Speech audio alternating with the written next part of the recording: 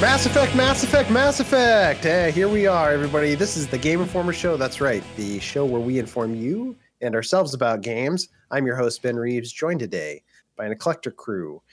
Last but not least, Liana Rupert. I had to pause for a second. I was like, wait. Ben, you cannot start with last but not least. No, I know. Last but not least. That's Joe Juba. That's Joe Juba and Kim Wallace and Alex Stadnick. No. Last but not least. Come on, Oh, man. sorry. I've been here 4 months, aren't I? man. How many podcasts have we done? You're still mixing me up? You look the same. know. Alex Van Aiken, how's it going? I'm sorry. Hey, how are you? Least but not last. But this is the Game Informer Show. Like we said, we're here to talk about video games, and we always kick the show off with a little segment we like to call Playlist, which is the segment where we talk about the games we've been playing. There's not a lot of new games out right now. We're kind of in a dry spell, obviously, so I think we're all kind of like catching up on some older games and going back to some old favorites. Joe, what about you? Why don't you start? What have you been playing? Yeah. Well, I think the last time I was on talking about this, I regaled you all with the saga of my re-entry into the Yakuza series, which has been going strong and steady. So like over the holidays, I finished Like a Dragon. Nice. And then basically in the last month, I went back and like immediately after finishing Like a Dragon, I went and loaded up my old save for Yakuza 0. Then I finished Yakuza 0 and immediately went into Yakuza Kiwami. And now I'm like halfway through Kiwami 2. I feel like these games can be super intimidating because you're talking about, I mean, what is essentially just this, 8 games that can be between 30 and 60 or 70 hours. It's really helping me to just go from one right into the next and treat it like I'm just playing one enormous game rather than like thinking of it like a bunch of little separate undertakings. So that's what I've been doing is working through Yakuza, and now I'm enjoying Kiwami 2 a lot. Those earlier games are a little bit shorter, right? Yes and no. Like Yakuza 0 is pretty long. I feel like that game took me about 70 hours because I got really involved in. So that game, Yakuza 0 has 2 business mini games. Yep. Which is like it's just a huge weakness for me. Like I spent in Yakuza Like a Dragon. Wait, mini games or business?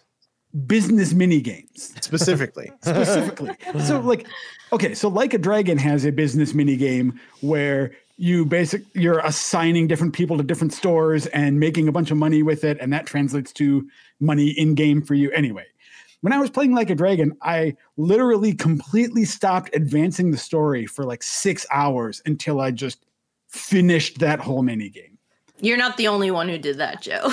Yeah, it's great. Yeah. But then you get into Yakuza 0 and they introduce this real estate mini game for Kiryu, which is a similar thing. You're going around town, buying up businesses, making money off of it that translates into in-game money. So I spent a ton of time on that. And then they introduced this whole different cabaret club mini game where you're running this business and grooming hostesses and optimizing your profits and all this. It's really well done. But I've been wondering where all the tycoon games went. It turns out they're just in Yakuza now. Yep. Yeah, they are. Seriously, you could break out any of these. Well, maybe not the real estate one from Yakuza 0, but definitely the Cabaret Club game. Yeah. Could just be its own mobile game. I played that for so many hours. And then I get into Kiwami 2. So then Kiwami takes a break, and that game was just like 30 straight hours of story and side quests for me. Nothing, no like business mini games. Then I get into Kiwami 2 and they just resurrect the Cabaret Club game. It's basically the same thing that it was before, but better with new hostesses and stuff. So bottom line is I am knee deep in that again too. Joe, I can't quit shit you over Yakuza. Yeah, I was playing, I think it was Yakuza Like a Dragon, trying to start that up again, and I like it, and I'm like, man, this just feels like it'd be a really cool series to like be into. Does that make sense? Like, I'd be a really cool guy if I was like really into this series for some reason. It's like up there with like Kingdom Hearts, Final Fantasy for me. You're losing me a little bit. Okay. Well, maybe not the cool factor, but like the intimidation. Like Kingdom Hearts is very cool. I hear so much about these series, but there's like so much content to play through. If I want to, I feel like Yakuza's right up there. Yeah. I mean, Yakuza. I haven't hit the older games, the like 3, 4, and 5. Those are coming up for me yet, but this is quickly really climbing the ranks of just my favorite series in gaming. So that's awesome. It's up there. Awesome. Cool. Well, let's move along. Alex Van Aken. Yeah. You like how I put some respect on that name? Thank you. Yeah. What have you been playing? I've honestly been in this weird spot where I've kind of been bouncing around to all sorts of different things after Hitman. I've been playing some Apex. Of course, people can go check out the stream. We jumped into Season 8 this past week. But really, I've been playing my Switch a lot. I've kind of been, I dived into the SNES library, played some Link to the Past. But then I was like, this isn't quite scratching the itch. I want a little more. I want some pixel art, but I want strategy. So I booted up Into the Breach again for the first time in a while. And man, that game is exactly what I need right now because I'm in. Now, I don't know if I've mentioned this on the podcast. My wife and I are very into The Bachelor. We're a part of the Bachelor Nation bin, okay? Oh, but no. reality Alex, TV you and I will have trash. to talk at some point. Let's go. My That's wife and cooler I than also being into watch that Kingdom show. Hearts. That's awesome. But those shows, reality shows, are great for like having a Switch game to play because you know it's just TV trash, you know. And Into the Breach doesn't. I mean, there's a story there if you want to engage in that, but you know, for the most part, it's like a very gameplay centric experience, and just being able to like play through turns at my leisure, at my pace. It's been awesome, and I kind of forgot how cool that game is. As a strategy game, like the fact that you can see the enemy units, what turn they're going to take next. Like that's the whole, people are, you know, not familiar with the game. It's the folks who made FTL back in the day, which is one of my favorite games. And this game, it is a grid-based tactical game wherein you have, you know, 3 to 4 mechs at any one point. And the whole kind of premise is like you are traveling back into different time loops and saving the world. And it is a roguelite. So if you die, your progress is wiped. There is a little bit of like progression carryover, but for the most part, it's pretty punishing. And there's little tasks you can complete each time too, where you can like try to pursue certain goals. Yeah, like and it's a lot of it's randomized too. And there's like, you know, you spawn into this level, and there's a tidal wave that's like taking away parts of the grid that you can, you know, attack on, or you know, there are airstrikes that are coming in from like the, you know, the Earth Patrol, and if you're in that cone of damage, like your mech will explode. And that happened to me last night actually. My run was just completely gone because I totally misplaced my units and had to start all over. But that's kind of the charm of those games. If you're a fan of roguelikes and strategy, man, Into the Breach, can't go wrong. I would even say like if you're not a fan of roguelikes, but you are a fan of strategy, you might want to check it out. Just because I feel like the strategy element is bigger in my mind in that. And that is the more, like you said, like that's the most unique part of the game is its approach to strategy.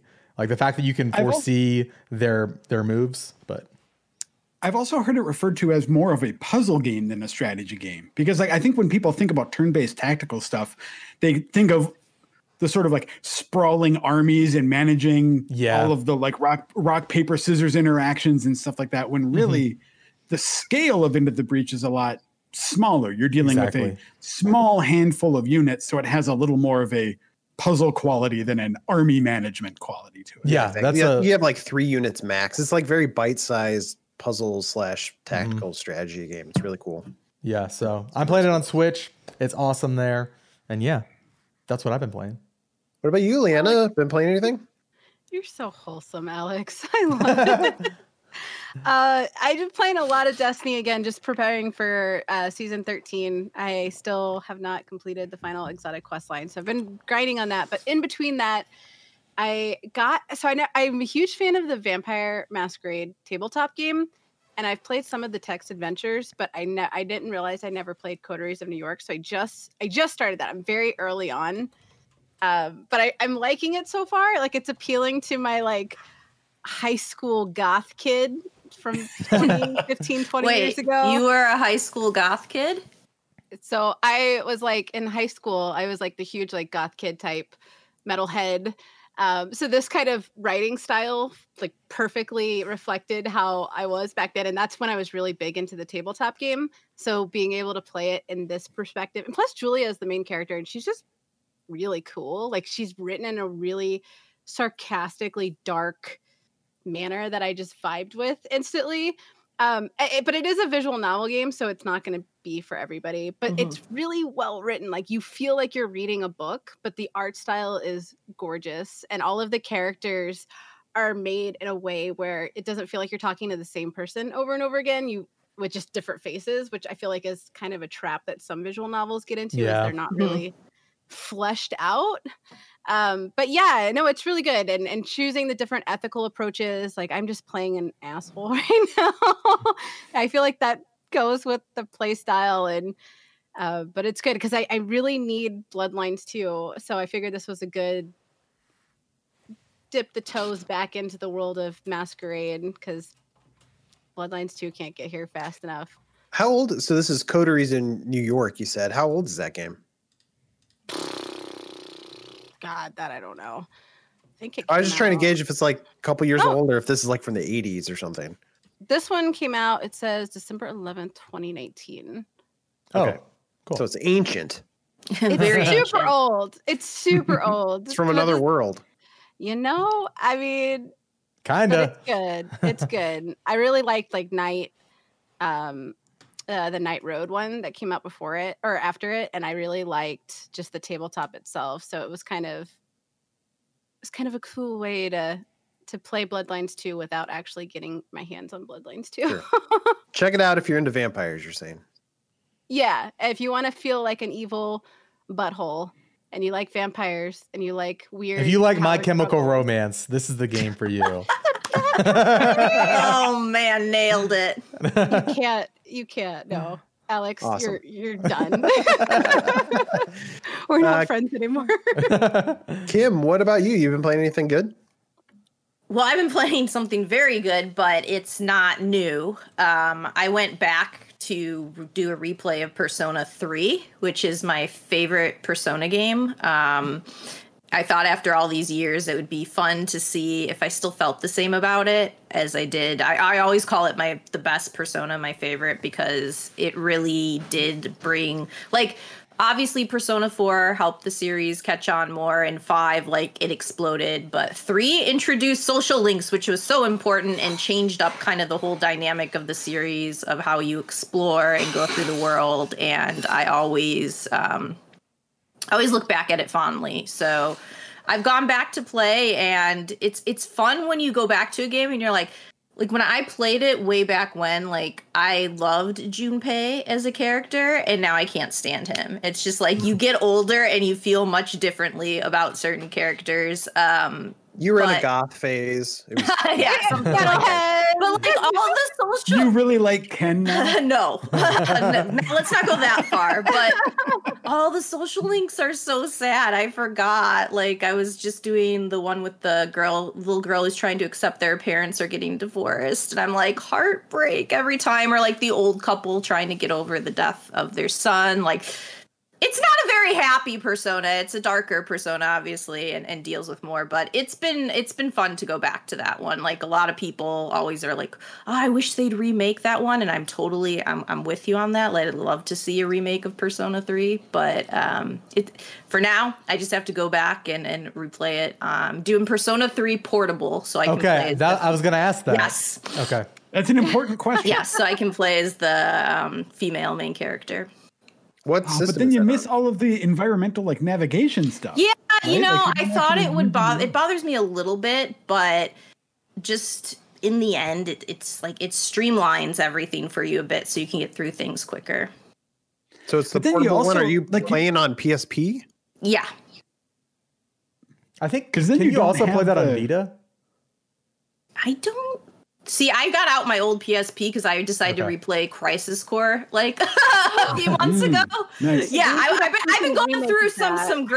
some hits of the past on my PSP. So I was like, I have my PSP open anyways. So let's do Persona 3 portable I next. still maintain we need a Crisis Core remake. Yes, that as I well. demand it. Oh yeah, that game has not aged great. Oof. Those random encounter rates are Let's just say I had some issues towards the end. But I didn't especially love Crisis Core when it first came out. Even like I like the story stuff in it, but the stuff that goes on with it, like the taglines from that game, still stick with me. When like Zach's like, I'm trying," when they're in the middle of the the special attack screens. I love that. So, but what? Yeah. Just this fun Timbet. Joe, I think I remember asking you like, "Hey, should I play Crisis Core if I liked Final Fantasy VII?" And I think you were like, "Yeah, you probably should." And like I remember playing it and being like, "Oh, this game is not good," which I feel like was a qualifier I was missing from that conversation. But it's so important. Remember that time I tricked you into watching Blood Rain? Oh, was that a trick? Oh no! Yeah, blonde. Yeah, it was. Was it Blood Rain or Blood Rain 2? I tricked you into watching Blood Rain 2. Yeah. They made her tan and blonde. What the hell? I'm surprisingly so mad watchable. about that.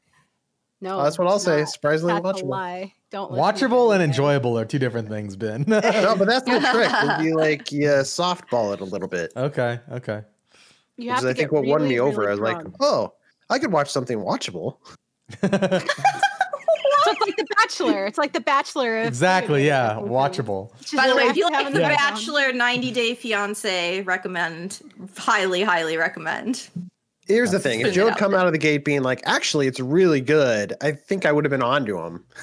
That was the whole trick, is the undersell, right? Is to be like, I had low expectations, but it was surprisingly watchable. There were some, it's not good, but there were some surprisingly cool fight scenes and stuff. Like it played. You tried to walk that.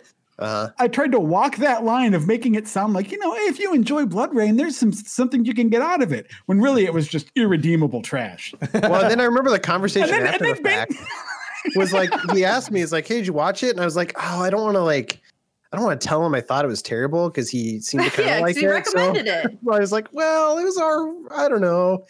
And then he just started laughing in my face. He laughed in my face. It's true. Yep. That was it. That was a good payoff for me. Yep. Well done, Joe. That's always my favorite. Someone will ask you how you feel about something, and I'll just go off, and then they'll be like, that was my favorite game last year, Kim. Awkward.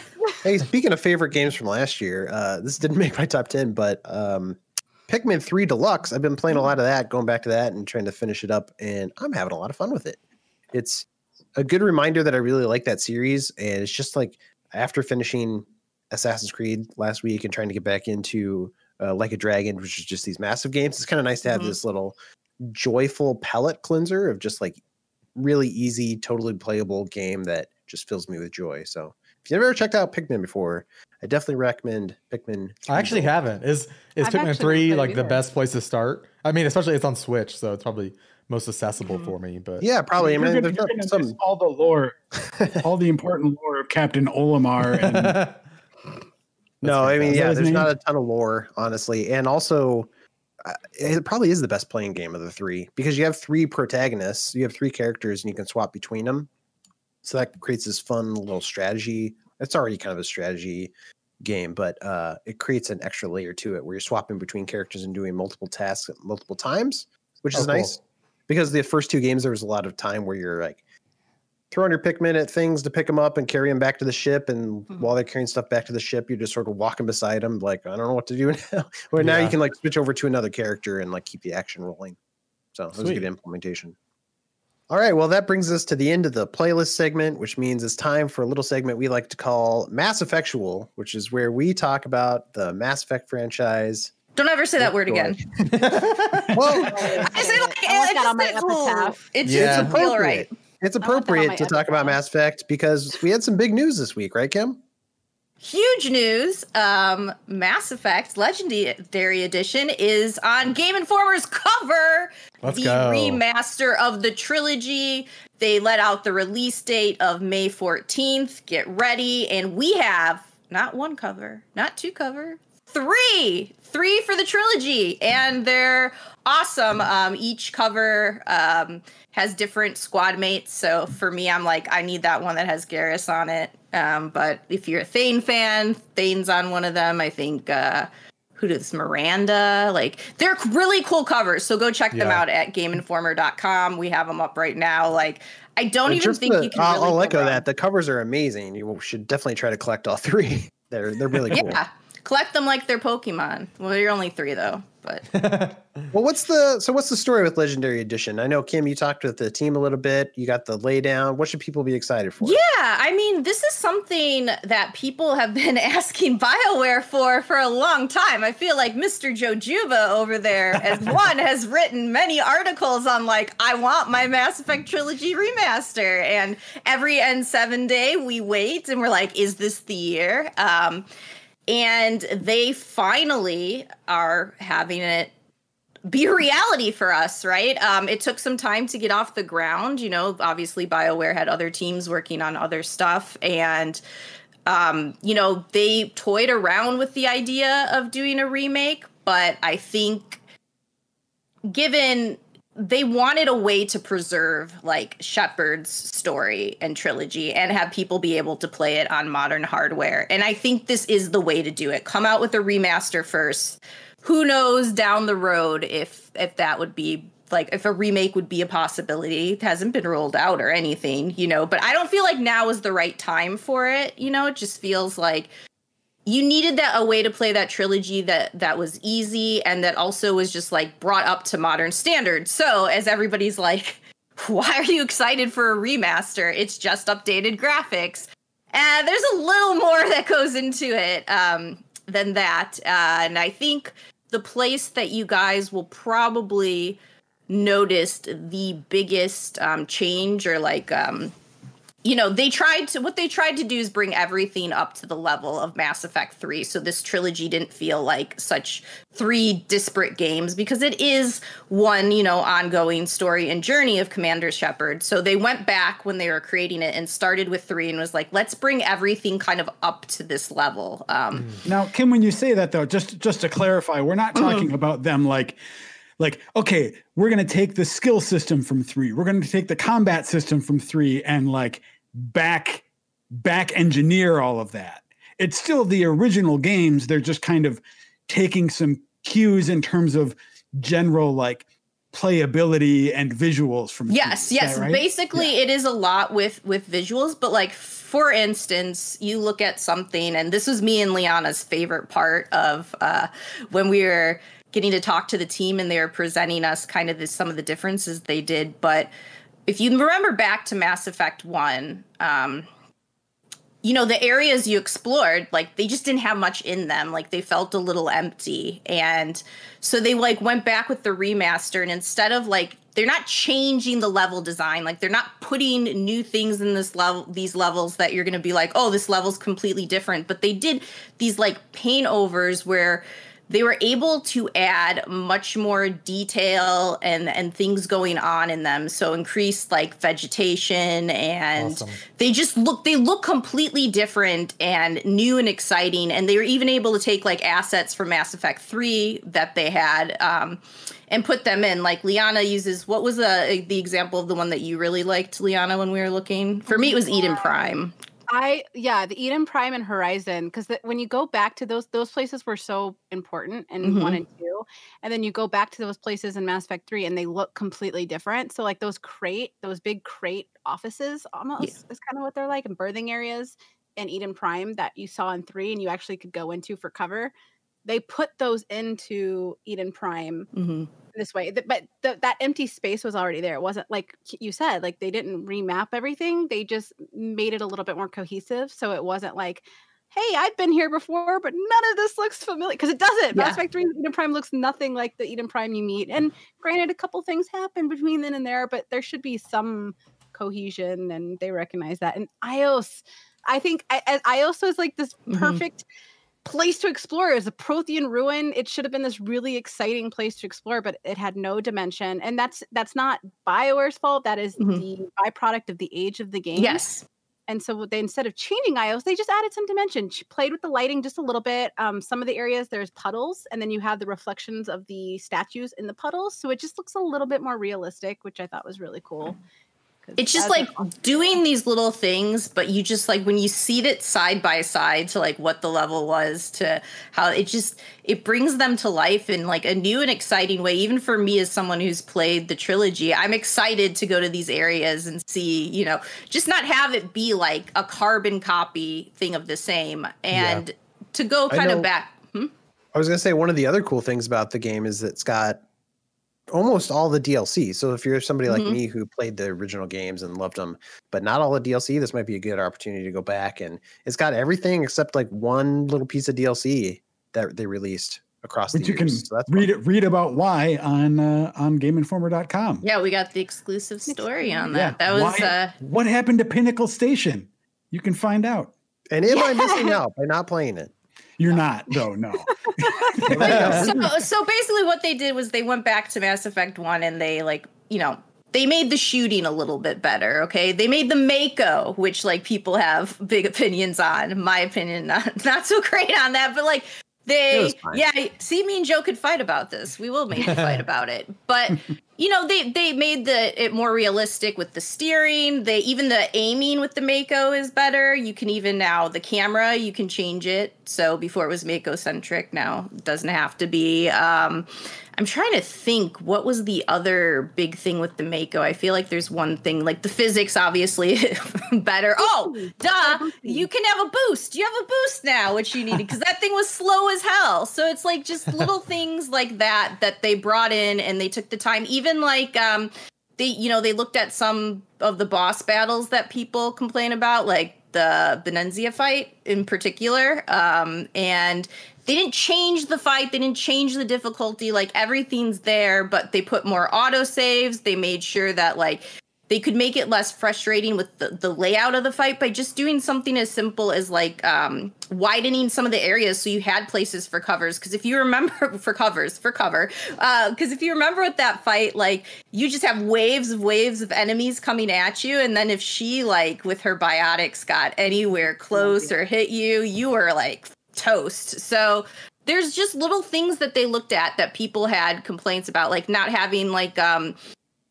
melee focused like a dedicated melee button rather is what I mean, and moving class-based weapon restrictions, like all that stuff. Modernize the HUD, so the HUD from like Mass Effect 3 and all through that trilogy is going to look very similar, so it's not like these stark differences that they had going on.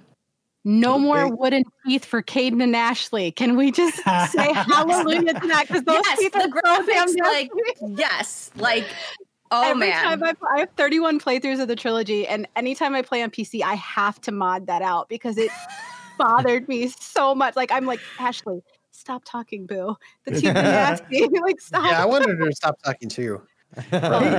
Can I? People felt that way, but I want to chime in real quick and just to pay Kim a compliment on the cover story that she wrote. I think this never happens. Hold on. Well, one of the things that I think Kim did really well, because you're talking a lot about these sort of minor improvements to it, and I think there are some people out there like me who, like, in my perfect world, we'd get more of a remake, right? Something that's a bigger overhaul, basically, like I'd mentioned before, something that's more like taking all of the systems of Mass Effect 3 and just having them be consistent from the beginning. That's, in my ideal world, what I'd get. That's not what this is, but I think what you conveyed very well in this story is why that is. And I think BioWare is very frank about just the development realities, the cost, the effort, and the complications with doing a project like that. And I think what the cover story does very well is set expectations for me as I'm replaying this to not have some sky high idea that it's going to be totally different, and then but B, still make me excited for a replay. Yeah, I think I was saying that the other day to Leanna. I was like, I'm most curious. I played the Mass Effect trilogy.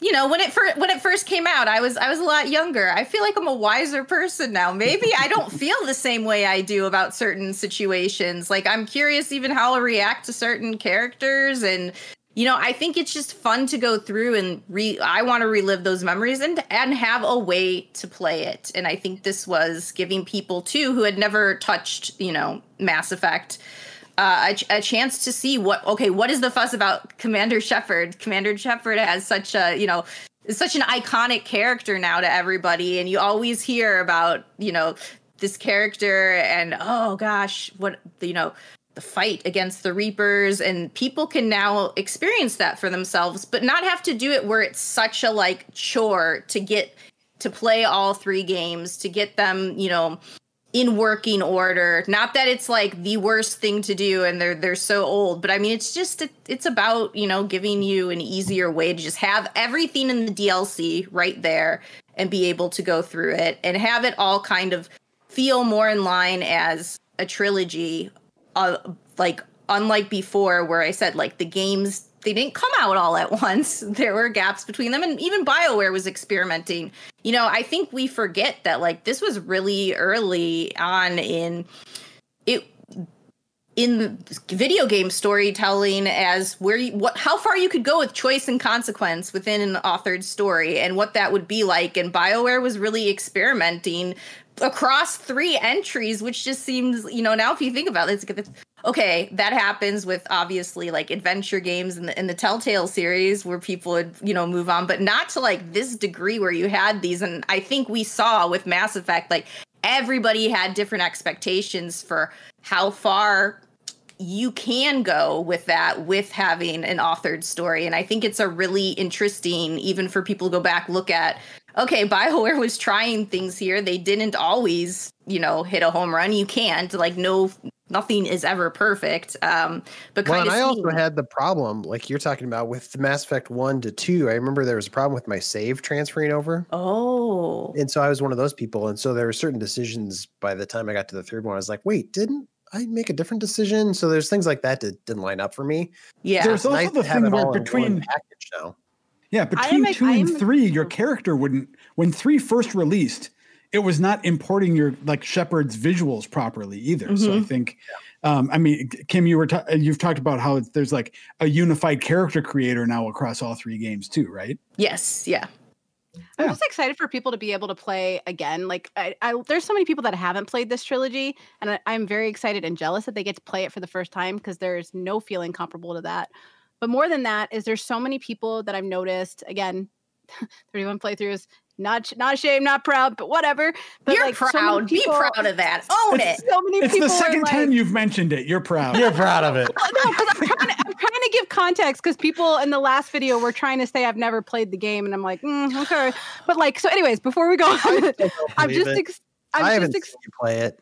I'm just excited for people to play different choices like you guys are saying, because a common consensus is, we're not going to go into the ending talk right now, but the big problem with, people had with the ending was my choices didn't matter. And then that kind of elongated into this whole other conversation of this game is supposed to be about choice and your choices never matter.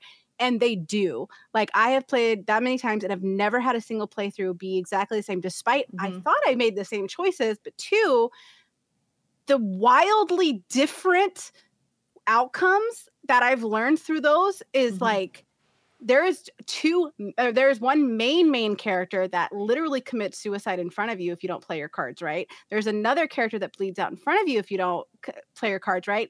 There's another main character that you have this big whole funeral for, and it's ancient pyramid if you don't play your cards right. There's so much loss and there's so much gain, and there's so much, even your conversations are different. So I remember when I did my very first full Renegade playthrough, no exceptions, I immediately started another playthrough after it because it made me feel so wrong with how different the conversations were. I was like, I don't want to be in a galaxy where Rex hates me. I just oh, and I just I could not handle Rex hating me. Sorry. Right? That's the thing. Mass Effect had these great characters that people really attach to, and I think that's what you keep hearing about. You can't talk about Mass Effect without thinking about Garrus.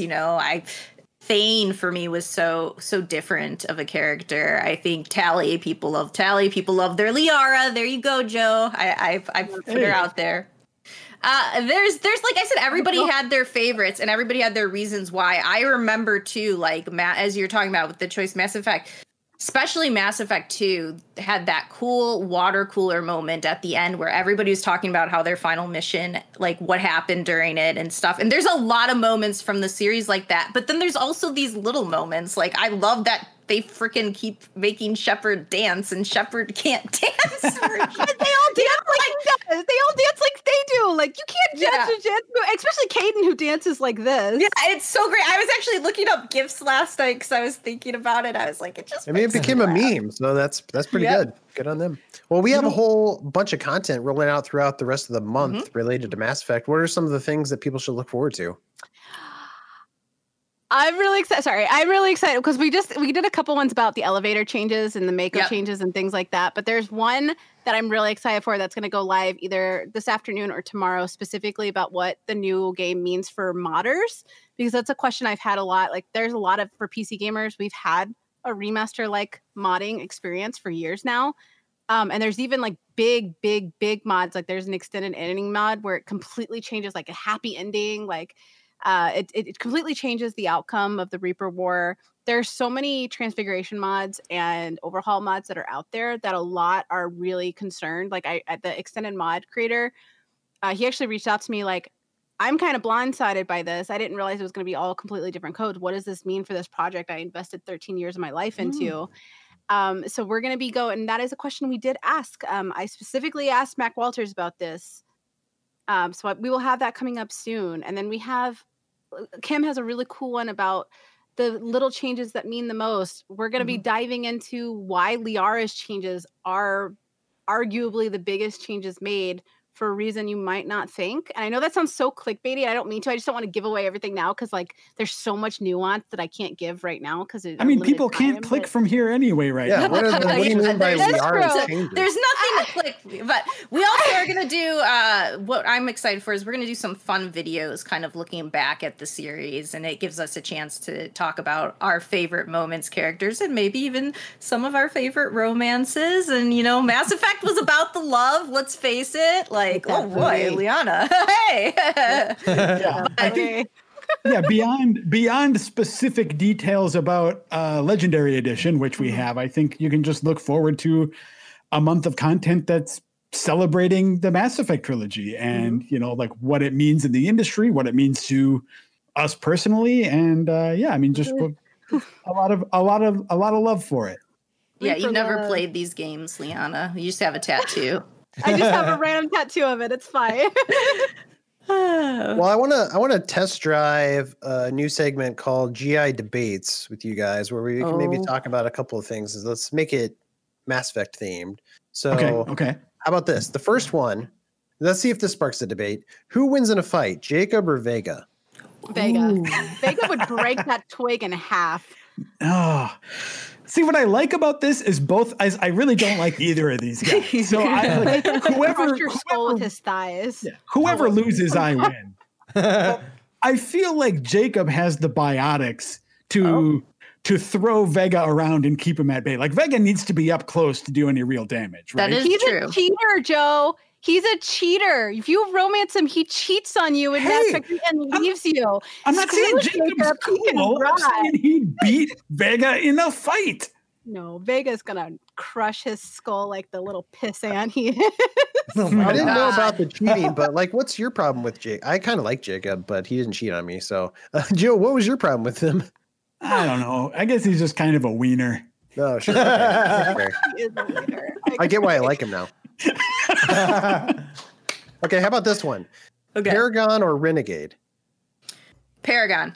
Every time. I can't play Renegade. I can't be mean. I can't. Except you have to punch the reporter, Kim. That is an unwritten rule in Mass Effect. No matter if you're full Paragon, you have to. See, and that's the other thing is you have to go Renegade. You have to at least try Renegade to get the hilarious scenes where you just cut off the council when you call them for a report. Yeah, I love watching people play Renegade. Like, I just personally, I can't do it. I mean, even like, I remember the moment Mass Effect 2, I was working to get everyone's loyalty, and that Zaid mission still drives me crazy. I was that he made me so mad. So that was your own fault. I think the answer to the question is Paragon with Renegade in extenuating circumstances. Yeah, I would agree with that because there are some Renegade options that are just too good to pass up. Well, like in Mass Effect 2 for Thane's mission, and you have the option to kick, like literally, like Sparta kick the dude out of a freaking 50-story window. Yeah, that's fair.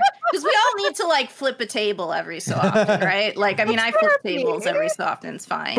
But yeah, I think Leanna's right too, though, that a full Renegade playthrough just has you feeling kind of gross because it means some of your favorite characters are either dead or on bad terms with you. It legit destroyed me. Like that was the playthrough I realized how attached I was to those because it feels that's why it's a good game to go back to because it feels like home because the characters feel real. Like so when the game ends, I call it the Mass Effect hangover. Do we have time? Can I just say one thing really quick? She's not going to say one thing. It's like question your ability from the call. Okay, so the last time I played a couple of months ago, or not a couple of months ago, like right before COVID hit, because Chu and I went to a restaurant, and it was funny because I just finished my Mass Effect 3 playthrough. Again, like I already know what happens. I don't know why it affects me this bad, but the waitress actually thought Chu was abusing me because we were at a dinner and we were having a good time. We were just talking. And I went to like reach for a chip or something, and then I just started sobbing, and I was just like crying my eyes out, and like she was like, "Are you okay?" And the waitress was like looking at us. I was like, "Garrus and Kaden deserved better," and I just started crying. And then she like looked up. She was like, "Are you okay?" And I was, "Yeah, Mass Effect killed me," and she didn't know what that was. And she was like, "No." I was like, "No." She's like, "I'm gonna go now." Yes, but not for the reason you think. If I were your waiter, I would have said Caden did not deserve better. Him and his little knife. Oh, hell no. Better. No, that's a whole other debate. Him in the first game, they did him so dirty.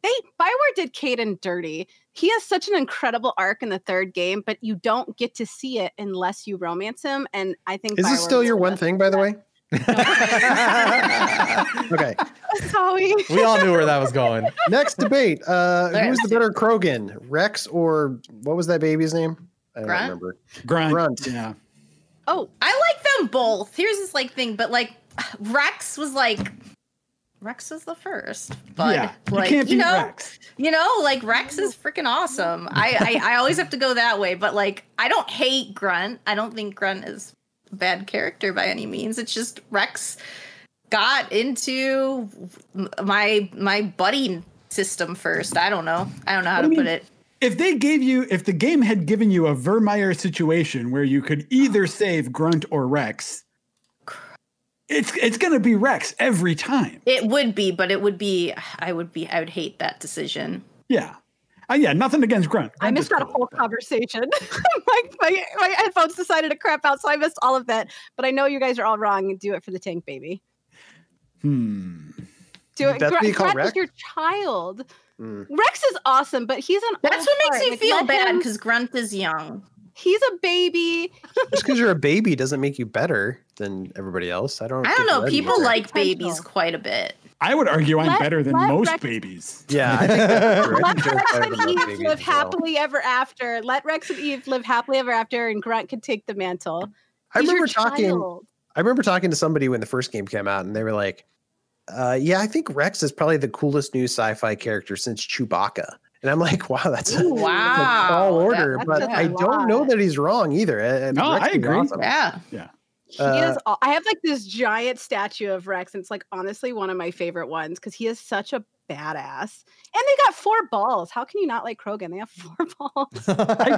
I'd take Rex over Garrus even. Like Rex is my favorite. Oh, wow. He's my favorite companion in that series. Say that? Anyway, I mean, Garrus is clearly Joe's judgment is compromised, so we could just go ahead and discount anything he says. Yeah, Rex is such a cool. Okay, I've been indoctrinated. Now I'm just getting excited thinking about hanging out with Rex again, though, from this conversation because it's just like cool. It's been a while since I've thought of you, buddy. How about this final debate? Did Caden deserve better? Yes or no? Yes, of course. Come on. I mean, the part when he did that thing, that that's crucial to the Mass Effect lore and trilogy. And No, honestly, Alec, you need to Kate, play these games. Yeah, you need I to play do. these games. I I do. think you'll be on our side. Your lack of experience is showing here, man. Oh, I'm sure. I will say I was in the camp. I was firmly in the camp that I hated Caden. I thought he was the most boring character. I was like, holy shit, dude, get a personality.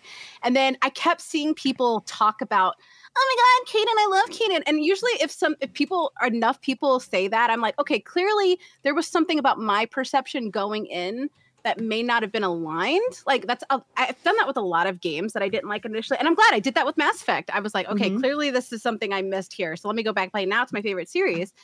Like with Caden, I hated him until I romanced him. And then when I romanced him, I saw this entirely different, like when I say an entirely different character, I mean, he is an entirely different character when you romance him. I don't know why BioWare hid that. It felt deliberate. Like it felt like, because they did push hard for you to want to bone Liara. So I feel like that was kind of why he was like secondary. But if you romance him, there's so much to his personality that is just, I feel like, relatable. And especially when you read the comics about his time at Jump Zero, like there's just so much nuance to the character that I feel like, you know, BioWare, you know, I love you, boo, I got you. But like, y'all did that character so dirty. And Ashley is just a racist, but like Caden had depth, man. He deserved better, man. And he like so deep you had to dig for it. Yeah, so you do. Well, I mean, I feel like it doesn't. You can't. It still shows though. Like Joe, if that character, if you have to read like expanded universe comics for that character. No. Only to romance him. You don't have to read the comics to get it, but to romance him, you do. But let me just sum him up. Caden's summarization is this: Mass Effect 1, he's like, "Yes, sir, I'll have your daughter home by 9." And Mass Effect 3, he's like, "Your daughter calls me daddy now." Like he has such a transformation that it's just like chef's kiss. Joe, when you play the Legendary Edition, are you going to create the ugliest Shepard possible just so you can romance Caden again? Joe's going to fire me. I feel like Joe's going to fire me soon. No, what I like actually, my approach to the Legendary Edition and the romance stuff, because like I'm actually not, even though I don't love Caden, I'm also not pro Ashley. Like I don't like Ashley particularly either. Both suck in the first one. And the other thing about that is like I know this is nothing against the people who get into their Mass Effect romances. Like I romance. Who are you talking about specifically here? You have two people here you talking about? Maybe. And no offense intended, but I think for me, it's like I romance Liara in my like main playthrough of that stuff. But I feel like when I go through it again, I'm actually not going to romance anyone because like in my mind, it's so much more about like Shepard on a mission, getting it done. And you know, kind of like getting it done. Like, I don't know, not that kind of getting it done. I like, to me, I feel like if I were in that situation, I would not really be spending much time thinking about my relationship status with anyone else, right? I want to stay focused on the mission, and like to me, that's what my Shepard feels like. So I think when I go through it again, it's actually like I'm going to be nice, going to be friendly to everyone. Ashley's going to die on Vermeer, but I'm not going to, I'm not going to romance anyone. As a Liara lover, I have to ask you to do something when you play again. Make sure to save her last in the first game. You know, I've done that before. And nobody knows about that. It's hilarious. Yeah. No, yeah, it's funny. I actually played through the first Mass Effect more than any other one, and did that on one of my playthroughs for it. And yeah, it's for people who haven't done it. It's funny because the game really steers you towards getting her first. Mm-hmm. But if you sort of recruit her last, the game acknowledges that you've basically done most of the game without her, and that she's spent all that time cooped up in this weird like force field cage, and she's just started to go like some screws have gone loose in her head, and understandably so. Yeah, so like the scenes with her when you get her are very different because she thinks you're a hallucination, I think, and she mocks you. She like mocks you when you try to say you're not, like, oh well, that's what a hallucination is. And like Shepard gets mad, like bro, like snap out of it. I'm not hallucinating. I loved it. Yeah. Okay, cool. Well, Leanna, I believe you had prepared some trivia for us, right? Oh, Let's do What? trivia. Yes. Play along Okay. with us at home, folks. And Alex, try not to just wipe the board clean with us. Yeah. Let me just. That's for you. All right. I'm kidding. All right. So we got a blend of funny and not funny. gosh. And there's one question that ties in the trilogy with Andromeda. Are you ready? Oh, all right. boy. Let's fail. Let's do it. I mean, Let- wait. Where's the motivational Commander Shepard speech to start this, please? I need it, or I can't do it. Don't mess this up. That's the speech. I'm inspired. Kim, you're my favorite editor on the Citadel. Yeah. I like it. All right. First question. I got 10 questions, 1 bonus round. Oh boy. Uh-oh. What race is Grunt sad about when he drunkenly ponders the nature of sweaters? In the Citadel DLC. Krogan.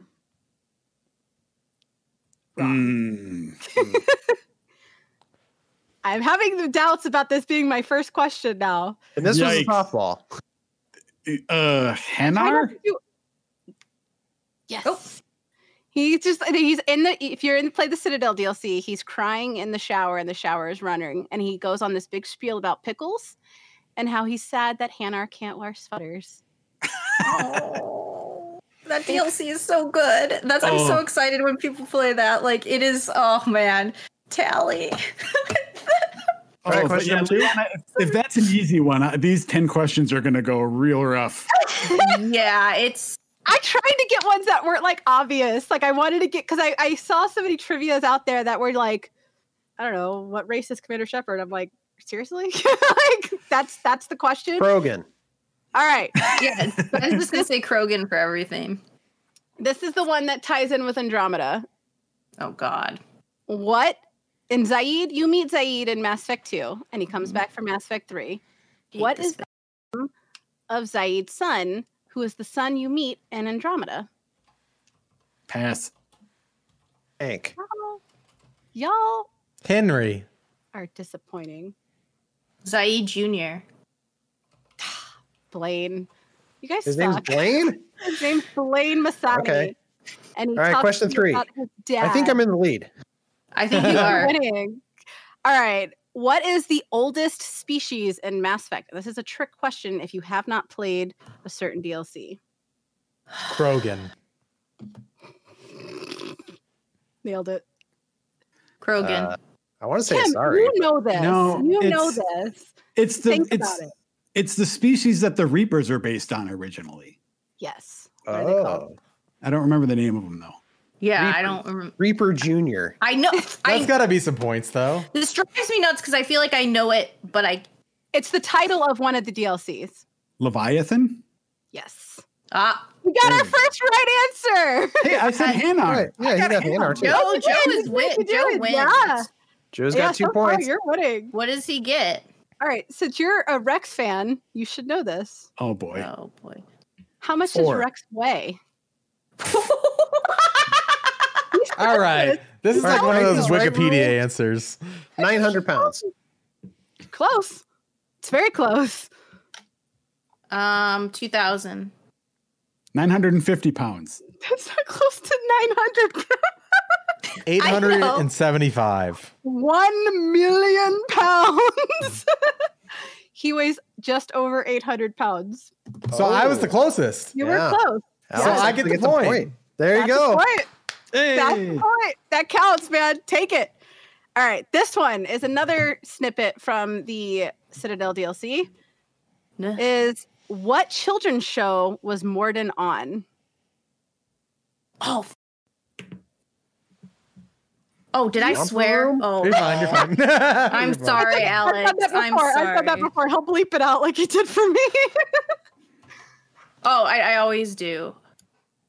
These are the hidden details. The reason I'm picking these questions is I want to show how many hidden details are in the game. So when people play for the first time, they know to hunt Okay, so the idea is we're not supposed to actually have answers to these impossible questions. No, you should. I knew all of these. I didn't look these up. Like I knew all of them. You should know. All right, 31 playthroughs or whatever. Like, no. Okay, some of them you are really obvious though. Like the Leviathan one is, and there's like 2 more. Pass. Mm-hmm. Yeah, give us the answer. Perry the Pyjack. oh yeah, I didn't know that. I acted like I did for a second, but I definitely didn't know that. And for anybody that plays the Citadel DLC, it's in a codex that you can find, and you can hear a clip of it, and it's really funny. Okay, what saved the Normandy in the Citadel DLC? Can you tell that's my favorite? Shepherd. DLC? Technically, yes, but no. I am still getting the point. There's a joke about it. There's a joke about it with Trainer. If you would have told me that I could save the Normandy with this, I wouldn't have believed you. Friendship. You guys, there was a whole scene about this. Y'all are breaking my life. I haven't played that DLC since it came out. Y'all are making me sad. It's a electric toothbrush is what saved the Normandy. That I actually remember that. That one I remember now, but I do not. That the previous one. But hilarious. I haven't played through that DLC since it came out. Yeah, it's been a while. It's been out for a while. That's fair. You know that toothbrush's name? It was Shepherd. Oh, yep. Yes. It's true. Ben I was actually right. don't remember what it was called. It was something Sonic. You got to go fast. Sonic Shepherd. Yep. Sonic Shepherd. All right, what Shannon. number are we on? We're on 7 now. Okay. Oh God. All right. What iconic movie set does Shepard and Javik visit in Mass Effect 3? Oh, You know this. This one. The Mass and the This Furious. one is the savior of the Citadel. oh my God. It's driving me nuts. Now I want to go replay everything. I will accept just the name of the character. I will accept. You don't need to know the full name. Just there's a cereal named after it. Captain Crunch. There's several jokes to this series relating to this series throughout the whole trilogy. I mean, is it that Hanar character? Yeah.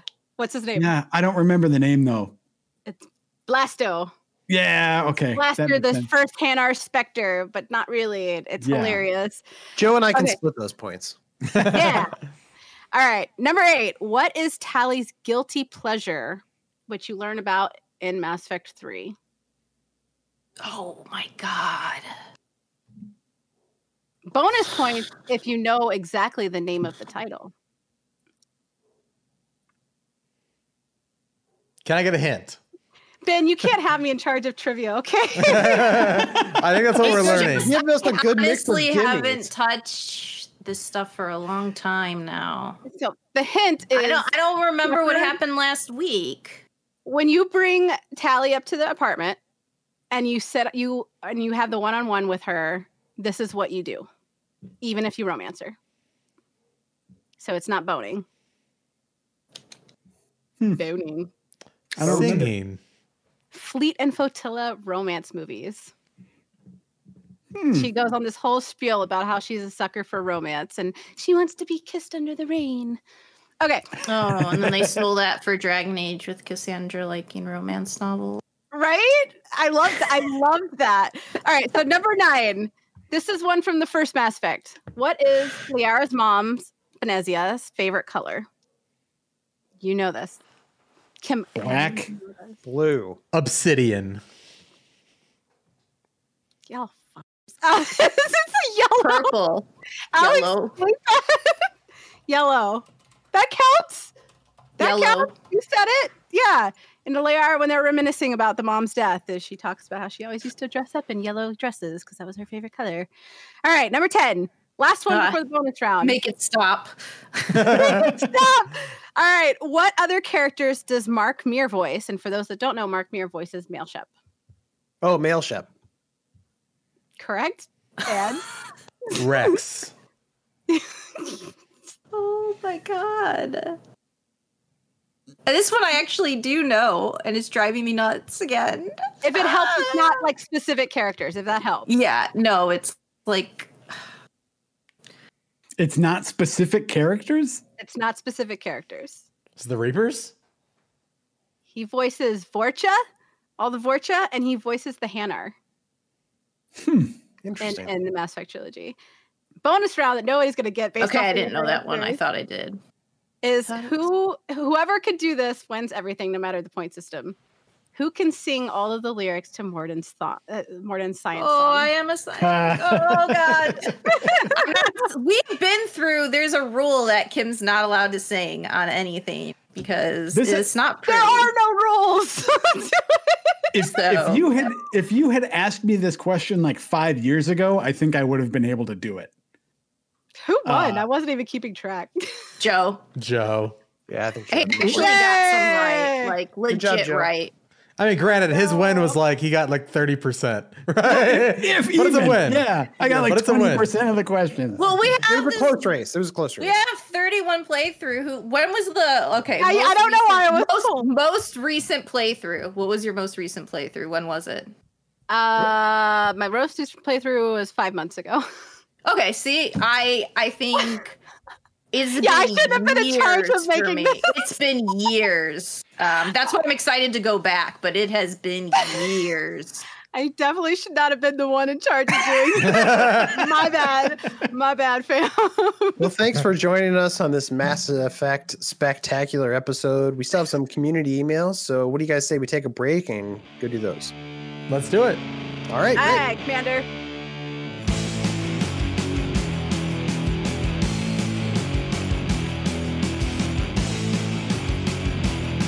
Welcome back, everyone.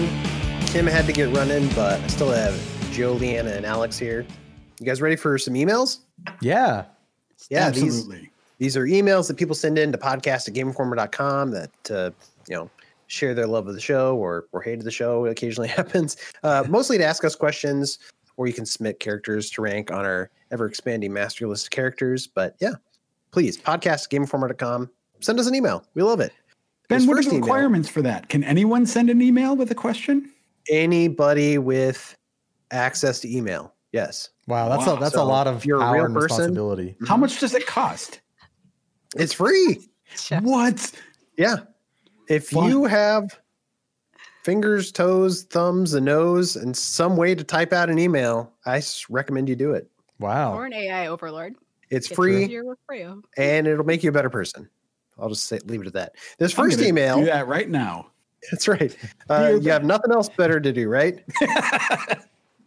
Jared from KFC writes in. He says, "Hey, with the recent news of Ubisoft making an open world, recent-ish news of Ubisoft making an open world Star Wars game, I wanted to ask about your dream Star Wars projects. Specifically, what studio would you like to see tackle a Star Wars game?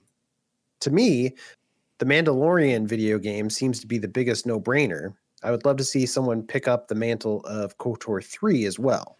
I know there was some rumors of KOTOR 3 circling a couple days ago, Mm-hmm. but I don't think anything ever came of that. At least not yet. What about you guys? What do you guys think? Star Wars projects. I like the idea of a Mando game. I don't know. Honestly, as the years have gone on, I used to be a hardcore Star Wars fan and played all the games, and I've slowly kind of fallen off, especially with the last movie. But yeah, I like the idea of Mando. That show has kind of reinvigorated that interest again for me. And I think if you could do a third person behind the shoulder, very cinematic game with him and kind of going on, some journey. I don't know if it's Baby Yoda or maybe, before he meets Yoda, going on some of those mercenary runs and bounty runs. And yeah, it's just a cool story game with really cool, showing off some of the Star Wars environments that we may not always see. We always see Kashyyyk, we always see Hoth, we always see the Death Star. Let's go somewhere that, we haven't been with Mando and farther off in space. And, I think it could be cool. Who do you want to see make that? Ooh, it'd be really cool to see. I'm thinking of big story third person people, obviously Naughty Dog, maybe Sony Santa Monica. Could be cool. God. Yes. I feel like they'd be, there's something there. I think I just got pregnant off of that. I want that so bad. That sounds amazing. Yeah, I think they could kill it. That's a good idea. I want a Mara Jade. I want a Mara Jade single player old school BioWare style narrative with romance options and meeting all of the people surrounding her, romancing her because she's the freaking boss. Or I was playing Knights of the Old Republic again, and I really want to do like a game where you play specifically, but in a single player element, not an MMORPG element. Of what is it? Inquisitor, Sith Inquisitor. That could be play cool. through that like storyline, and again, like I would obviously a huge BioWare fan, but like I would love to have BioWare, like the core BioWare team that worked on KOTOR, to do that, but make it a single player, and add the elements they did with like Mass Effect and stuff and Dragon Age, or like and have oh my god the whole like gift giving mechanics that they had in Dragon Age Origins, and having the home base and just being able to talk to them and bone them and love them and then just kill people, and no more Jedi, please. Yeah, that's ultimately what's kind of led to my No more Jedi. Like, jaded spirit.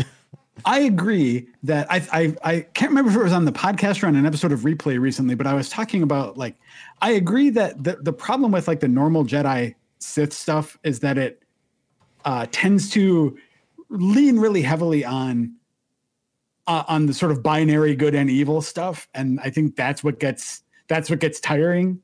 For me, like the Jedi story that I want to see, and I'm super dating myself here, but like back when the prequel trilogy originally came out in theaters, what I was so looking forward to is the story of the fall of Anakin Skywalker, right? Like the fall of Darth Vader.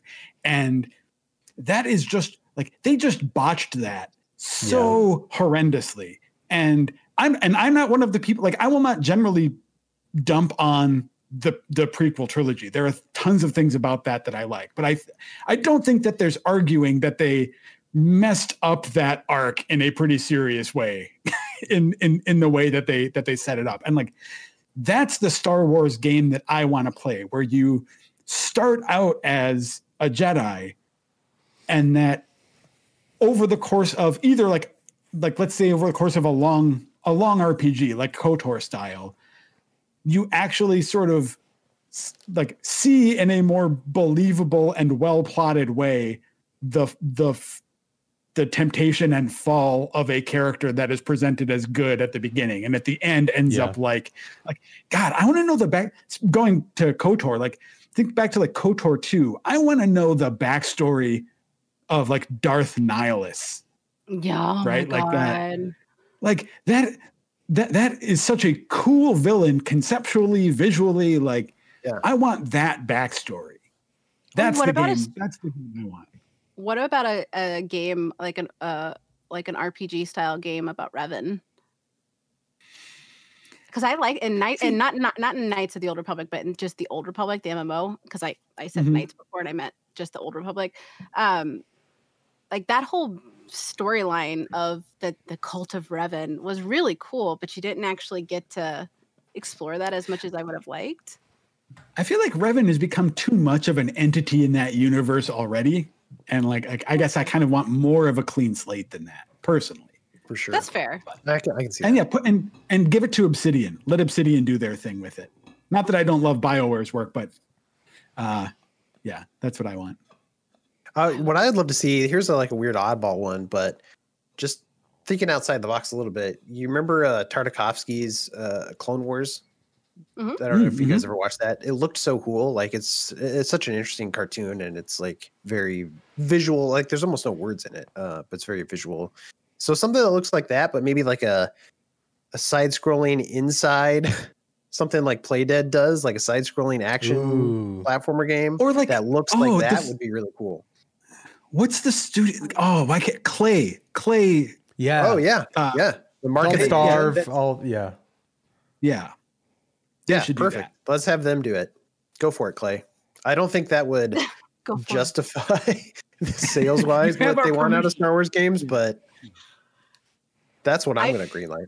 I started like rereading the older books that I've had since like high school. Like I started rereading the Shatterpoint that's based in the Clone Wars with Mace, and I'm just like, that's making me, even though I said like no more of like the Jedi storyline and the good guys versus, I don't want the cliche good guys versus bad guys, because that's been done so many times already within the Star Wars universe. But I don't know. I wouldn't mind a game adaptation of that because that's a good book. If you haven't read it already and you like reading, that's a highly recommend. Plus I amazing. love reading. Dislike reading. I love reading emails, especially such as this next email from Aaron from Digipin Institute of Technology. He's studying game design, which is cool. They write in, they say, I've been reading your magazine for about 12 years and listening to the show since the mid-Hansen era, and I can unequivocally say that you're my favorite gaming show. You've gotten me through. All right, blah, blah, blah, blah, blah. What a blowhard. Let's see. Anyway, I have a question for y'all. I've been thinking of asking for a long time, so here it is. You are a leading tech executive with access to all the money in the world. Congrats, everyone. You did it. About and time. all the game studios in the world. I as well. retire. I deserve this. What do? You retire. Perfect. You now have the opportunity to develop a licensed game in any non-gaming franchise of your choice. What do you want to see? He says he's a big Star Trek fan and he'd love to see Star Trek because all the Star Trek games that are out there don't really do it justice, but he would love to see a AAA BioWare-esque Star Trek RPG. But what about you guys? I think I've answered this question before, or a similar one to it, with Columbo, which is one of my very favorite franchises in the world. And I think that there's a lot of potential there for a narrative, like a narrative mystery adventure. But to give a different answer this time, as someone who doesn't normally play sports games, I would like to Waterboy, agreed. No, the NFL license. So just in general, like get the licensed stadiums, the actual players, all of that stuff, but sort of give it like an Air Bud spin where you play on the idea that like no one says you, like the rules don't specifically say you can't be a cybernetic football player and play for the Minnesota Vikings. So basically, I want a football game where your team and only your team has basically an upgradable mech as your quarterback. And that's cool. You're totally overpowered, and you play games like it's not a question of if you win your games, it's how like your success is gauged by how big of a blowout it is. And you put different weapons on your quarterback and like disintegrate other teams. And, you sort of see how many points your ridiculous mech quarterback can score. I did not expect you to say something that revolved sports in any way, but you took it in an interesting direction. So that's what I want. I support you. I support you in this endeavor. So we should start funding a GoFundMe and get this going. I hear games are real easy to put together. So super. You just need money. Need like one person and a dream. It's fine. It's totally fine. Okay, so I am ashamed to admit that I think about this way more often than I should. So apologies.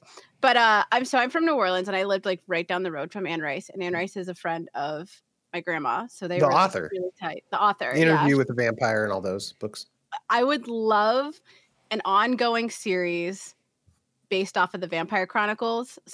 I wouldn't want the first one, Interview with the Vampire, because I mean it was fine, but I feel like it came at a weird time. I feel like that should have come along a little bit later in the series.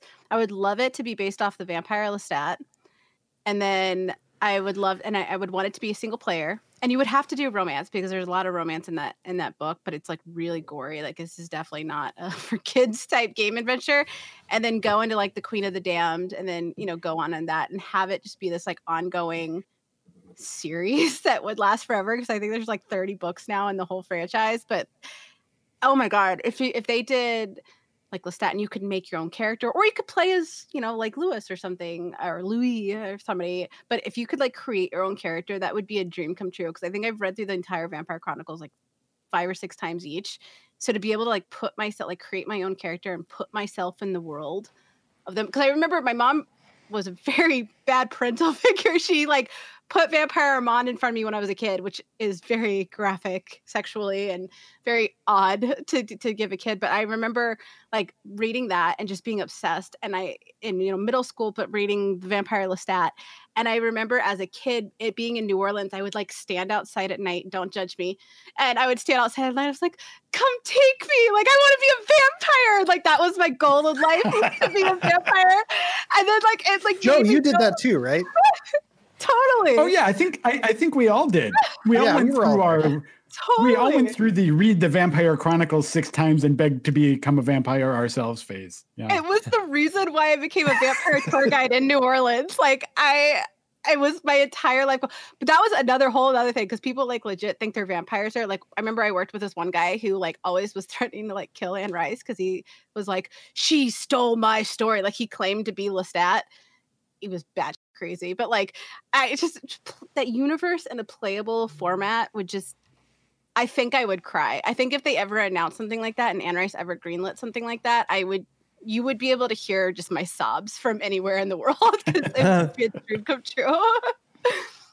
That's awesome. I feel kind of lucky because my choices for this, like what I want to make, I mean, Spider-Man is probably number 1, and we already got like 2 really good games, like more than 2, honestly. And then if I wasn't that, I'd probably pick Indiana Jones, which we just had that announcement. So I'm kind of excited for that. But if I want to keep going and make my wildest dreams come true, I got really into Miyazaki films over the winter break. Like I took a deep dive, and that was a fun treat for me. And I feel like even though we had that one level 5 game, man, what was that? Ni no Kuni, which I didn't play. I feel like I wish we had more games that looked like those films, like the Ghibli films. And I was just thinking like something like a Princess Mononoke, or even like a Howl's Moving Castle. Like those films could make some interesting games. I think there's a lot of ground there to cover. And Would you want it to be a side scroller or like episodic, like Telltale? I don't think I would do either of those. I think like a fun action game, maybe open world action. Yeah, something like Horizon Zero Dawn or something. But in that, I mean, Zelda might even be a good fit for that style. Yeah, for sure. And with like Howl's Moving Castle, you have wizards and magicians, so you have like a lot of opportunities to like get new powers and stuff like that. That's a great idea. I like that better than my idea. My idea was, have you ever watched Annihilation? I think it came out like 2018. Yeah. Kind of very existential horror movie. I think like a game about that story or that universe, but with like maybe like, I think the easy callback would be like Resident Evil 2, the remake, like something in that style, but going through this like otherworldly alien environment that has like a really like in-depth and like a mystery to solve. That could be cool. Also like something like maybe Alex, you should read those books. Yeah, I should. Okay, good. I was just going to ask you read them? Joe, no, it's the Southern Reach trilogy by Jeff Vandermeer. It's like having seen Annihilation, you have not spoiled yourself on it. Like, good. The book and the movie, I liked the movie, but they are like wildly different. Okay. Wildly different entities. But it's still the books really retain what I think is the stuff you enjoyed about the movie. Okay, cool. Yeah, I need to read those then. You said it's Southern Reach? Yeah, the Southern Reach trilogy by Jeff Van. The first one's Annihilation, so you'll find it that way, no problem. We're book informer now, kids. Yeah. What up? Either that's my answer, or like I used to really like Children of Men, that movie, like maybe like a stealth based where you're kind of going through escorting, the character, this woman. She's like the only person who can give birth on the planet, and she's like the answer to the world's problems, and lots of hazards are in their way, and it's a really cool movie if you haven't seen it. It might be too close to like The Last of Us, in terms of like tone and story, but yeah, something interesting for sure. And also, unlike Leanna, who is very supportive of my idea, I am going to say your idea makes me nervous, Alex, because it sounds like a combination of like a disaster waiting to happen of clunky stealth mechanics and escort mission. I'm thinking about like a Ico situation. Okay. Yeah, that's good. I like that. I like the Annihilation idea better. I think that's probably the more commercial ready game. Hey, it doesn't need to be commercial ready. You've got I've got money. You're right. You're absolutely right. This is dream come true. I did mech football, man. No one's gonna play that. I would play it. Put it on PS Plus. That sounds awesome. Cool. All right, moving on to the next email. We have Andrew from the internet writes in. He says, "Good evening, Game Informer crew. Good evening. Hello. I wanted to ask you guys about your careers. How did you guys get started? And if I wanted to become a games journalist too, how would I go about doing that? It's always been my lifelong dream to write about games, but no one in my family or town has ever done it. So sadly, I've settled towards earning a degree in accounting." That's an interesting direction to go. But if there's any way I can quit that and start towards my dream of keeping my degree, but start building a resume, I'd love to know. Anyway, guys, I love the show. Keep making a great magazine and a great pod. Especially Stadnick, he says. Sorry. I would say He's really not quick on, I'm with sorry. him. With him, like, don't let the accounting thing dissuade you. Seriously, because like I have a master's degree in business and I went back later for a degree in journalism. Like you don't have to necessarily there's so many tools available online to learn. So don't let that limit you. And that's also a good job to have, as you know, accounting is a universal type job. So like finish your degree. My recommendation would be finish your degree there, take a couple of classes on the side with journalism. You can make the decision to go back with another degree later on if you want. You can do OGT training. But that's a good backup, because the thing with journalism right now, it's changing rapidly. You know, we're seeing content creators take more of the forefront. Writing is not as viable a career as it used to be. I would recommend having a backup plan, but also don't let that be your defining factor of, I have an accounting degree, I can't do it, because you absolutely can. And that's going to give you a unique perspective too, especially when looking at biz writing. Like if you're writing, like we just wrote an article today about Gearbox just got acquired. Having that accounting degree is actually going to help you crunch those numbers a little bit better. And it's going to give a unique spin to your writing style that another writer might not have. So just consider that a tool in your tool belt versus being like, should I just quit and leave and try something else? Because the scope, especially in America, education doesn't mean what it used to mean. It just doesn't. Like people always tell me, like, you, your master's, you're going to make big bucks and be the millionaire. And that's not true. But it's like, it does help. It makes you unique. And like, that's the thing you need to be in this industry is you need to have your own writing style. So what I would recommend, not to dominate this, sorry guys, but like what I would recommend, and this is what I did. I knew I wanted to be a games writer when I was 10 years old.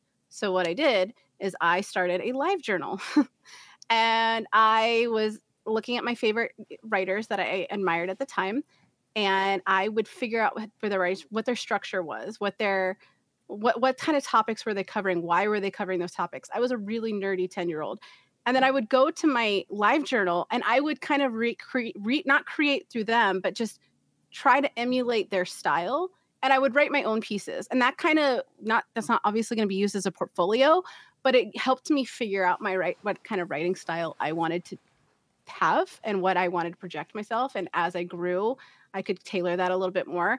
And then eventually I just got as many freelance gigs. I wrote for free for a long time. I did magazines in New Orleans, little startup websites.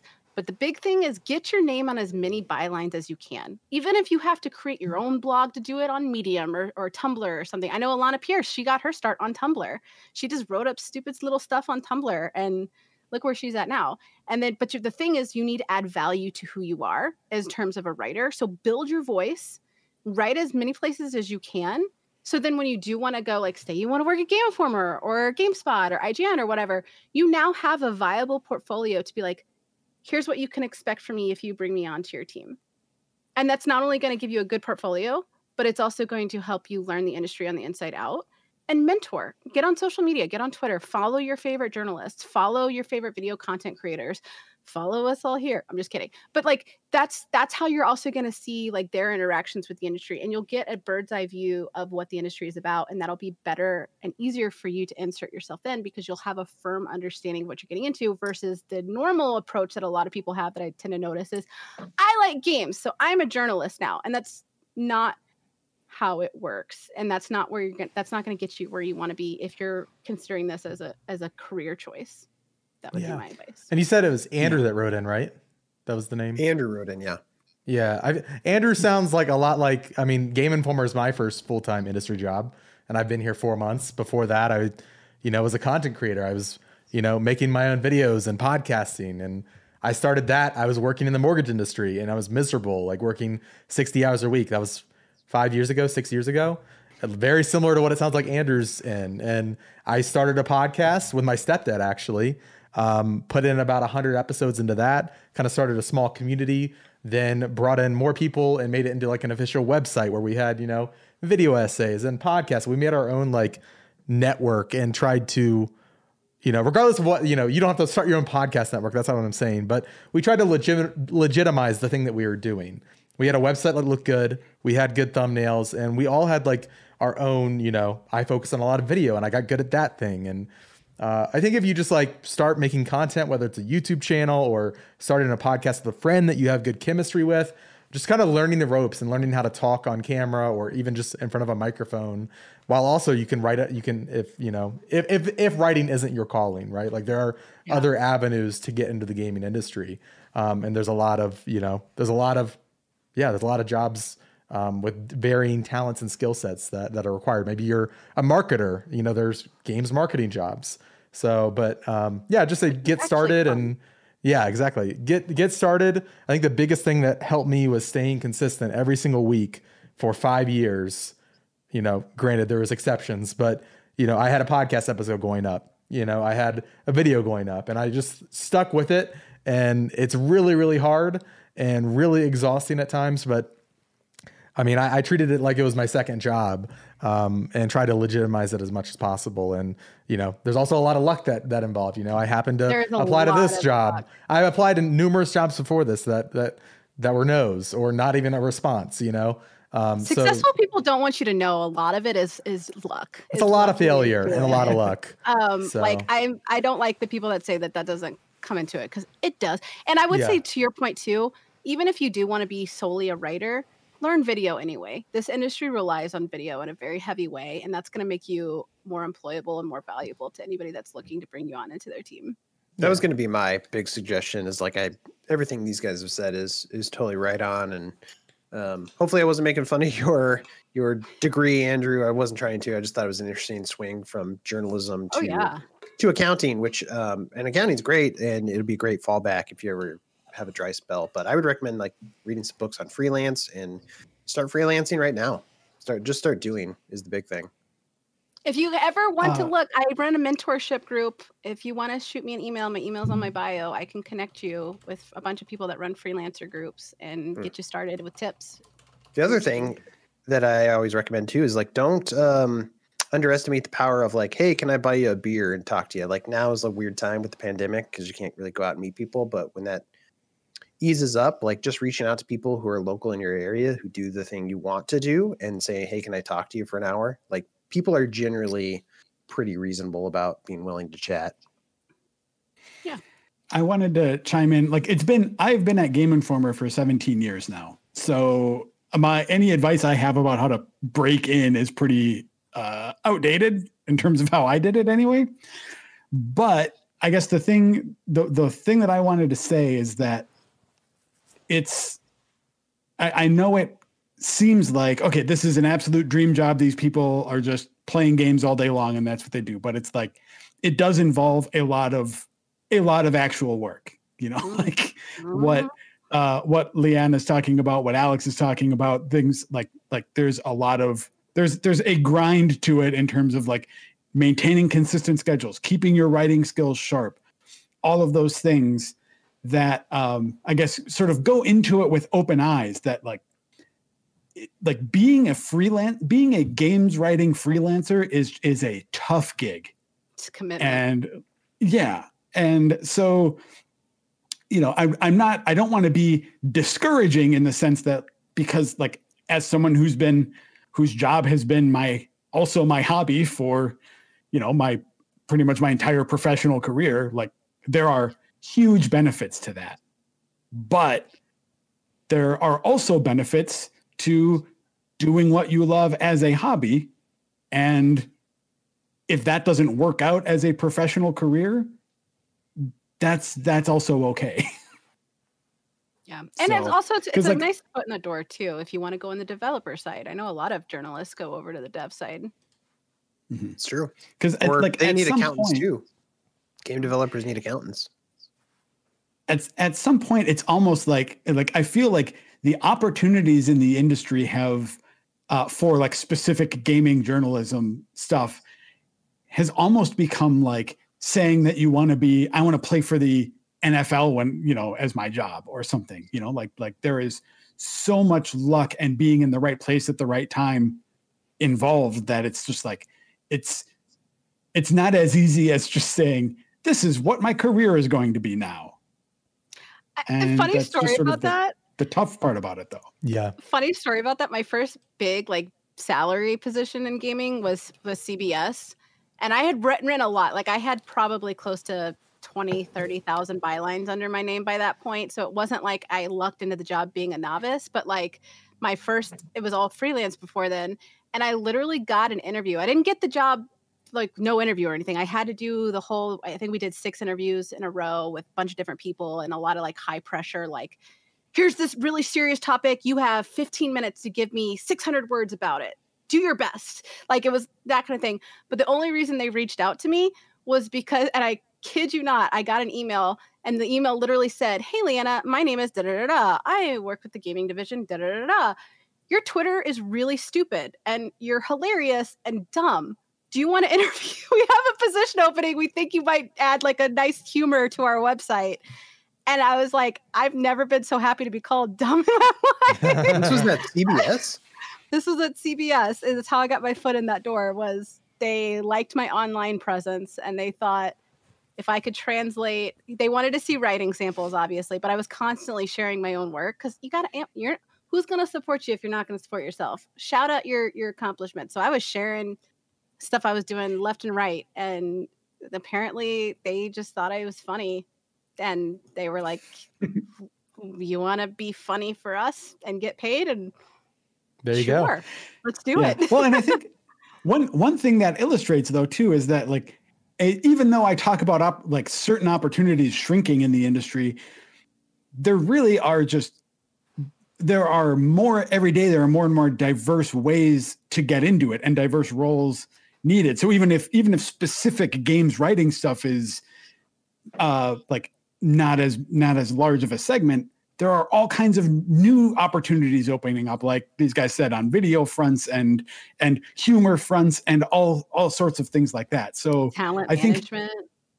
Yeah. And part of what's tricky about giving advice on this topic at all is that as many people as there are in the industry, like that's how many stories there are for different ways into it. There isn't like a path. There's no guaranteed thing.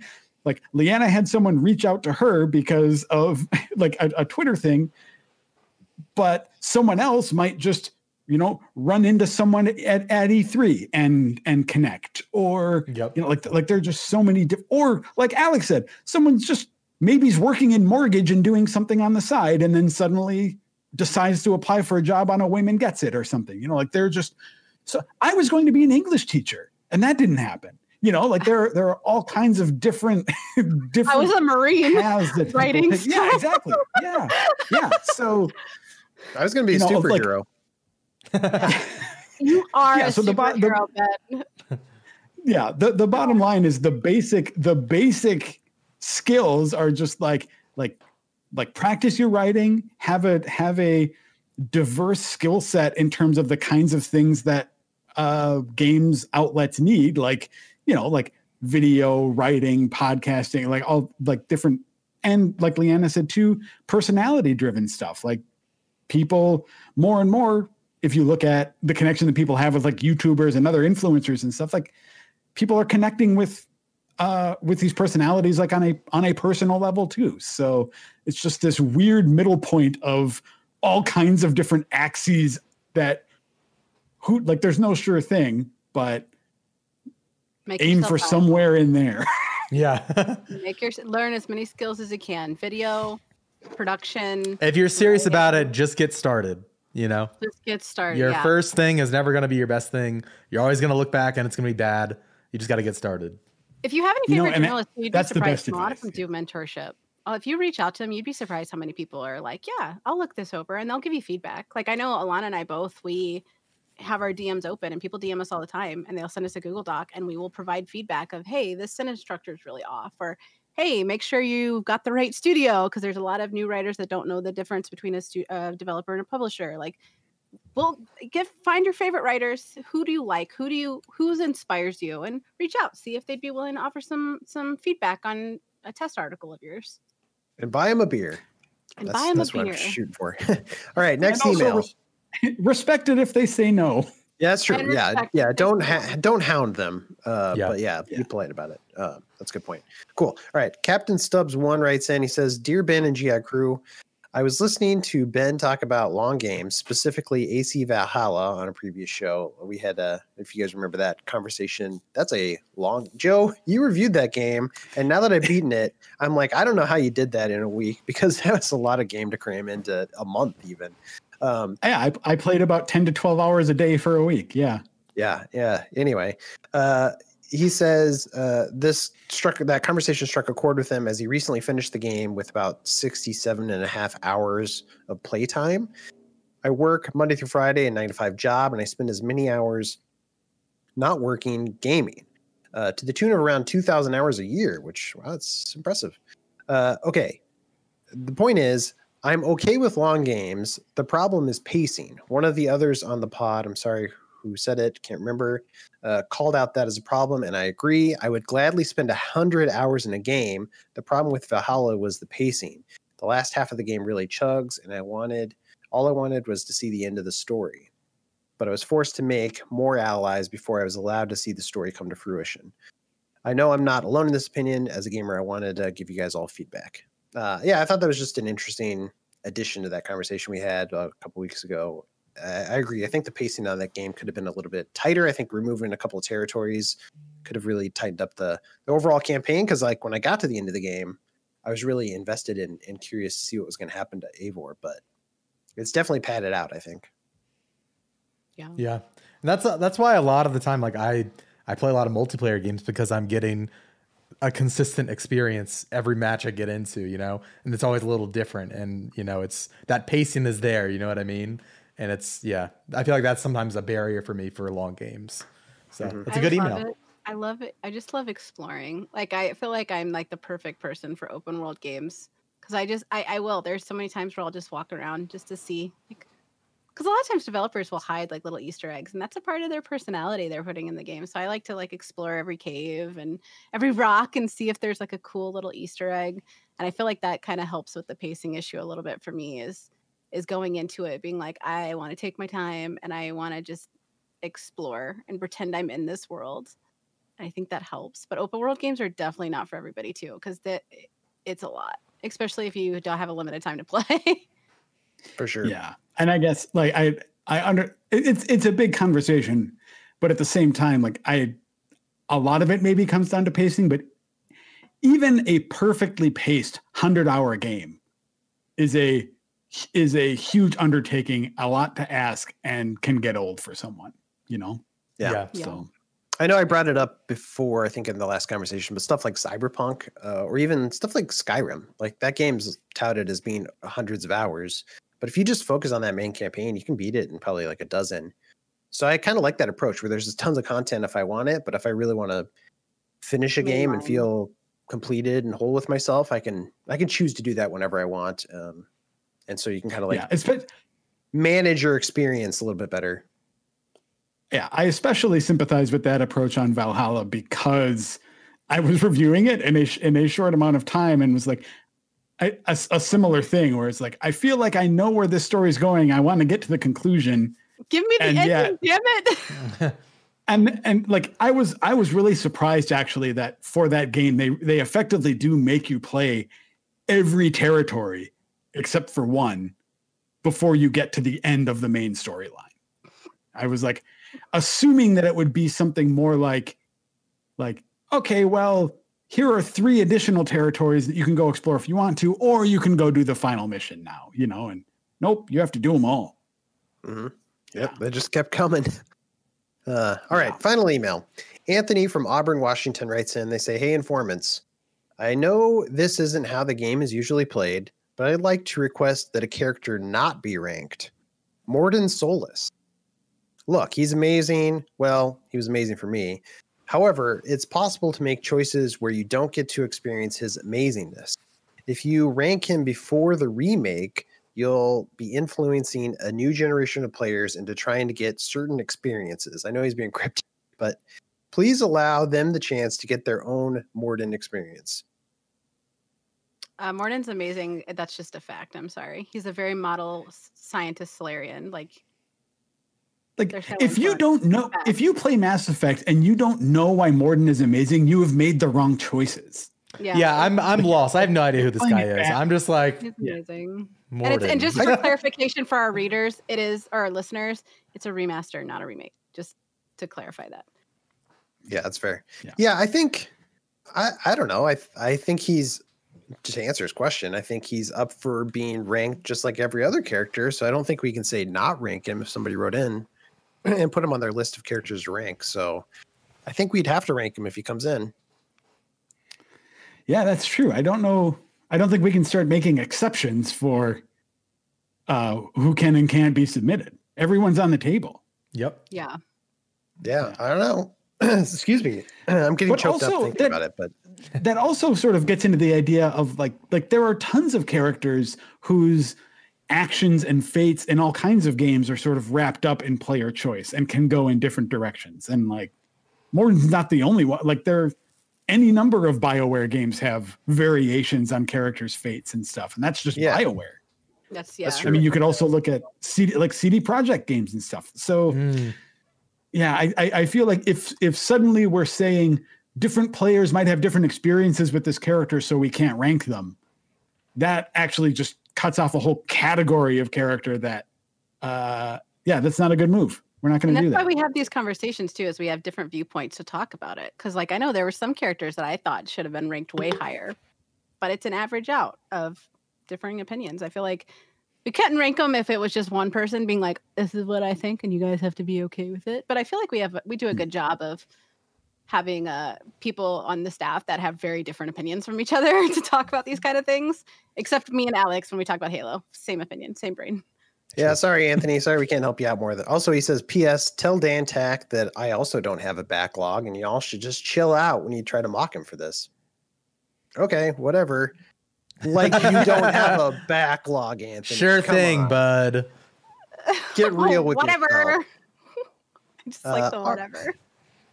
All right, well, that brings us to the end of the show. I know it's kind of sad. We have one final segment to take care of, and that's a segment called Get Wrecked. That's where we recommend stuff you can check out on the website or the magazine. Leanna, you want to go first? It's a different thing of Get Wrecked, but I would recommend going to the website. We actually have a game hub for all of the exclusive content for the Mass Effect remaster. Kim and I worked very hard. It's also our cover story this month, and we worked very hard on that. We spoke at length with several BioWare team members, and there is some stuff in there that's going to be going out all month. So the hub is the way to go, because the hub is going to be updated with every new exclusive, because we've got something going out every single day this month, and some really cool stuff. If you have played BioWare games, you'll like it. If you're new to it, you'll also like it, because we're doing really good about keeping the spoilers at bay. We also have a cool little spoiler tag too. So if there's something that is going to be spoiled, we can black it out and you won't see it unless you click on it. So if you're worried about that, don't be. We got you. But it's an ongoing thing that I'm really proud of. Kim and I worked really hard on that, so I hope you enjoy it. Cool. Alex? Mine's going to be Mod Corner, actually. The latest Mod Corner piece was awesome. It's all about Bernie Sanders. There's a Bernie Sanders 3D model that has been imported and modded into several games like RE7, Skyrim, and a bunch of other things. So go check out that article. Also, on our conversation about kind of getting into the industry, if you at least want to get into the waters a little, maybe test your waters with freelancing, there's a really good book by Nathan Mounier called Up, Up, Down, Down, Left, Right. And right is spelled like writing. And that is a wealth of knowledge and advice that I recommend. So, yeah. Cool. Joe? Yeah. Well, I mean, in addition to all of the Mass Effect coverage, which I'd echo Leanna's recommendation on that stuff, Dan Tack wrote a good article last week, I think, that was just about the upcoming RPGs of 2021. and it covers, it's not just JRPG, it's just a whole sort of, it encompasses a lot of different kinds of RPGs, but just a lot of games on that list that I was like, ooh, yeah, I'm excited about that one. Yeah, I'm excited about that one. So yeah, look up RPGs to look forward to in 2021 on our site. That's Dan did a good job, and it's a pretty thorough list. So lots to be excited about there. Yeah, I want to recommend something Marcus Stewart wrote. He wrote what it would really take to get me back into Pokemon, which he was a old school Pokemon fan, hasn't played maybe in a while, but has some suggestions on what would get him into it. Some of it's controversial, such as release it all as one version rather than splitting it up, and some of it's just like I think makes sense, like have the Pokemon say their name kind of like they do in the cartoon, which I think would be a fun thing that they should do. Yeah, little things like that. It's a good article. Little things like that. Wait, but Ben, you think they should keep releasing multiple versions of the same game? I agree with most of his points, but like I don't know. Maybe, I mean, for me personally, it'd be nice if they just all won, but at the same time, I get why they don't, because you want to have there's no reason to trade with friends then, right? Or it's easier to like be a completionist and catch all the Pokemon without having to trade with friends. Yeah. But as a human who just wants to ignore everybody else, sure. See, like you can say that's the reason it comes out in two different versions, but I mean, the real reason is just financial. Yeah. The real reason is let's get people to buy these. Yeah. Oh, because you think people are buying? There probably are people buying too. You're right. Yeah, release it all as one copy. What are you doing, Nintendo? There you go. I'm on board now. Okay. Great. Thanks for watching or listening to this episode of the show, everyone. Really appreciate it. Please like and subscribe to the show or subscribe to the magazine. And whatever you do, come back next week. Until then, we'll have another episode. Game on, everybody. Bye.